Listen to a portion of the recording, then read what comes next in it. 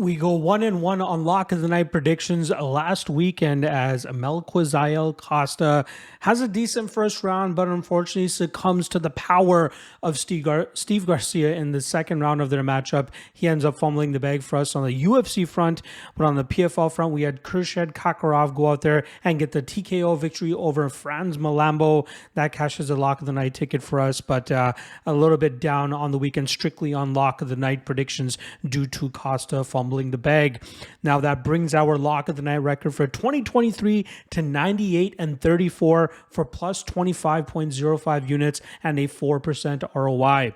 Obviously, earlier this year, I tried making a 50 unit goal for that, and I'm obviously just at the halfway point of that near the ending of the year. I believe there's only 3 events left that I'll be covering, so definitely not hitting the 50 unit mark. We'll see if we can get over the 30 unit mark, but I'm still happy to get, at least a 4% ROI. Not too bad for a full calendar year, and just looking to hone in on that one lock of the night prediction every single night or every single event and regional event that I cover as well. Obviously, I got another 3 lock of the night candidates for you guys this weekend. If you guys want to find out which one I'm actually going to be going with, the official one, check out the lock of the night Patreon page, which is in the link in the description below. It's the I believe it's lock of the night Patreon page. The other one is the MMA Fight Archive. Don't get those two switched up. The lock of the night Patreon page has my in-depth write-ups, regional breakdowns, all of that good stuff, more parlays and fun stuff for you guys. The Fight Archive is if you like doing your own predicting, researching, and breaking down fights. We have direct links to past fights for all the upcoming competitors on these all these cards, not just the UFC, but PFL, ACA, KSW, LFA, Aries FC, Uriah Faber's A1 Combat, a ton of, I think, did I say KSW? KSW as well. A lot of these promotions, and we'll be adding even more in 2024, starting over the holidays. So keep your eyes peeled for that. We are aiming to be the largest database in the world in terms of direct links to past fights, so you guys can have it easier when you're studying up on these fighters. And that's how I know all about all the fighters that I break down. All right.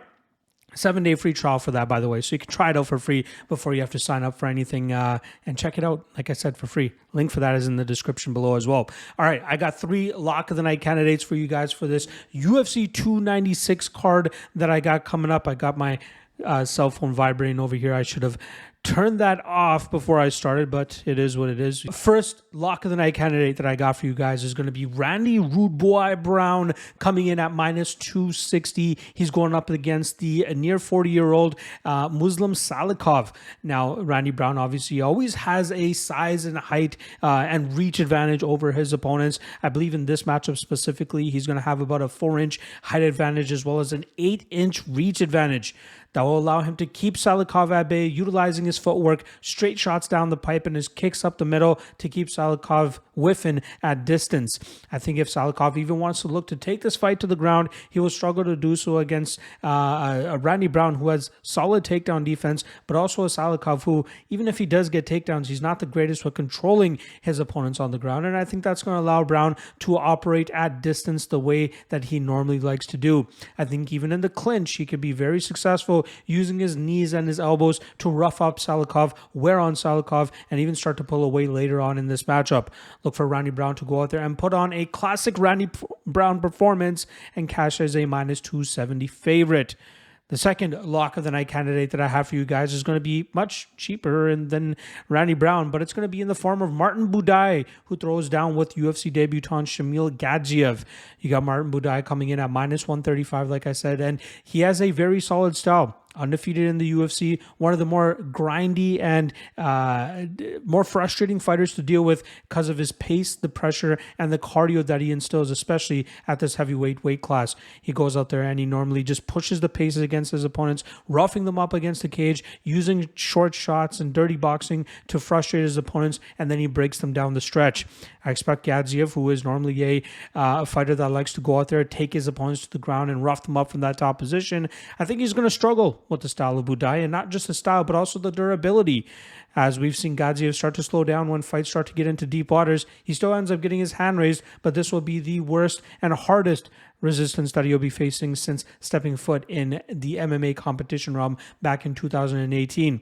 He has some decent wins under his belt, but I think Budai is nothing like he has fought before, and as long as Budai can survive the early grappling onslaught of Gadzhiev, as Budai normally does a great job of not settling for bad positions, I think we'll see Budai pull away in the second and third rounds and get a late stoppage here in round 3. So give me Budai as the second lock of the night candidate.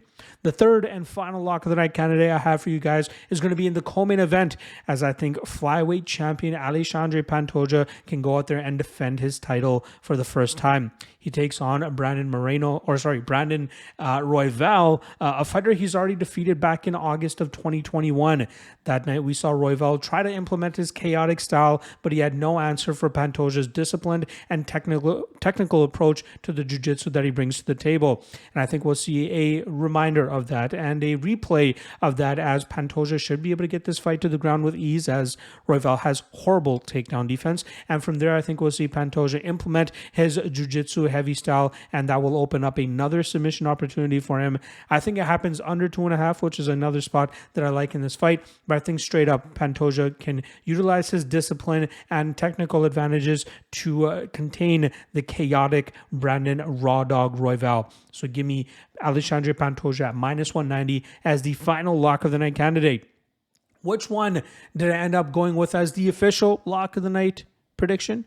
Check out the MMA Lock of the Night Patreon page in the description below. Let me know what you guys think in the comment section as well, and who you're rolling with as your lock of the night. I'll see you guys later today for the Dog of the Night candidates. Peace.